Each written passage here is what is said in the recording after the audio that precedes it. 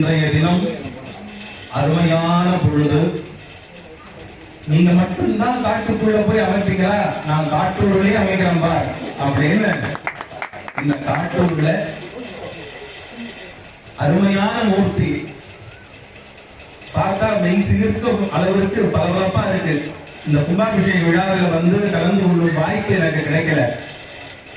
ஆனால் சகோதரர் வாதவூர் அடிகளின் மனதிலே இருந்து அன்று தரிசித்தோம்.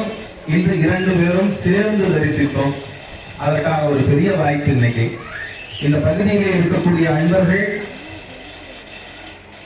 ஒரு பெரும் பாக்கியம். பெரிய சிவாலயத்துல கூட மூர்த்தி ரொம்ப சிறுசா இருக்கும், தேடி பார்க்கக்கூடிய அளவுக்கு. இங்க எவ்வளவு தூரம் தள்ளி நின்னாலும் பலன்னு தெரிகிறார் சுவாமி. அவ்வளவு அழகு. தரிசிக்க கண் இரண்டு போதாது.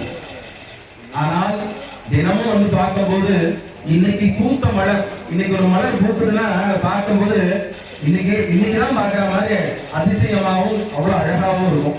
அந்த மாதிரி இந்த சுவாமிய பூத்த மலர் போல் தினமும் காணும் வாய்ப்பை இங்க இருக்கக்கூடிய இந்த பகுதியை சேர்ந்தவர்கள் எல்லாம் கொடுத்து வச்சிருக்கீங்க.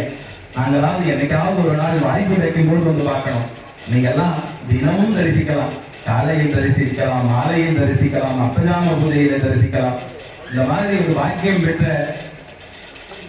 உங்களிடையே வந்து இந்த நாளிலே தரிசிக்கும் வாய்ப்பை அளித்து இறைவனுக்கு அவருடைய பாதத்திலே ஒரு பெரிய விண்ணப்பம். நம் ரவி சொன்னாங்க, போற இடத்துல எல்லாம் இந்த மாதிரி இருக்கு, வந்து பாருங்க, வந்து செய்யுங்க, கூடி நில்லுங்க, சத்சங்கத்துல கூடுங்க. குழந்தைகளுக்கு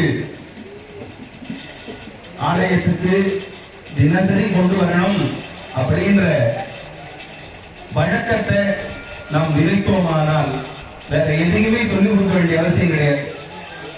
ஒழுக்கம் தானாக வரும். அவங்களுக்கு என்ன எண்ணம் உதிக்கணுமோ தானா வரும்.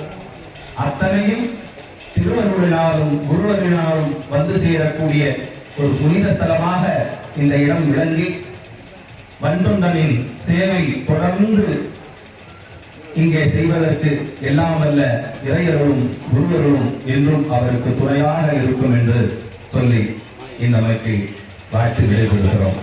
சிவோகம் சிவோகம்.